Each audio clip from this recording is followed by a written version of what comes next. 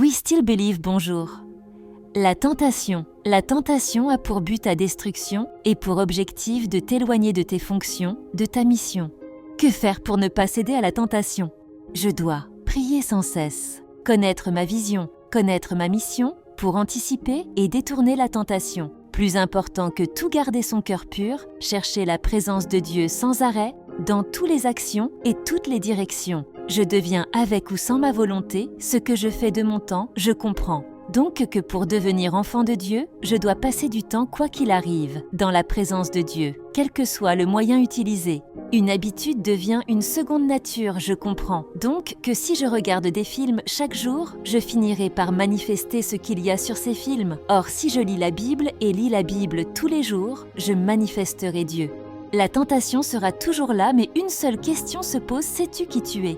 Tout est possible, mais pas utile. Jésus avait une volonté. Il avait des désirs, mais il a donné sa vie et a choisi de donner sa vie, non qu'il ne pouvait la garder, mais il l'a fait pour nous et pour le monde entier, parce qu'il savait qui il était et connaissait sa mission. Il ne s'est pas contenté de connaître sa mission, mais il l'a mise en action. Alors une question se pose à moi aujourd'hui. Qui suis-je?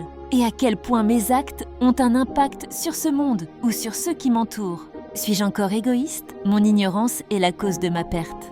Je dois donc grandir en sagesse, car cela me permettra d'avoir une conscience plus élevée et une compréhension des Écritures. Parlons maintenant de l'impact du péché. Le péché est une porte d'accès que l'on donne aux malins. Nos projets, les projets de Dieu pour nos vies, ne se réaliseront que si nous gardons cette porte fermée. J'ai tué une fois, j'ai tué 2 fois, il n'est pas nécessaire de tuer une 3e fois. Car une porte peut s'agrandir et laisser entrer des choses plus grandes au fur et à mesure qu'elle est élargie. Que dois-je faire? Mon corps doit être rééduqué pour dorénavant marcher et agir selon la loi de la vie. Je suis esclave de Dieu et de sa justice. Pour rééduquer ma chair, je dois confesser, déclarer, proclamer la parole de Dieu sur ma vie et méditer cette même parole chaque instant à tout moment.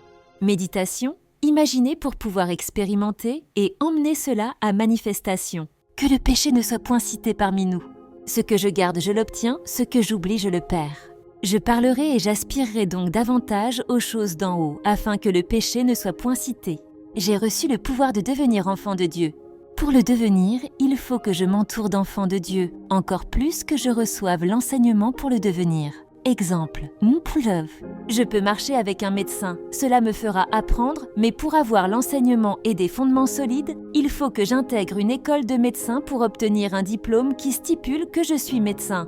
Nous vous encourageons à vous rapprocher de ceux qui manifestent ce à quoi vous aspirez afin d'être vous aussi des exemples par votre comportement demain.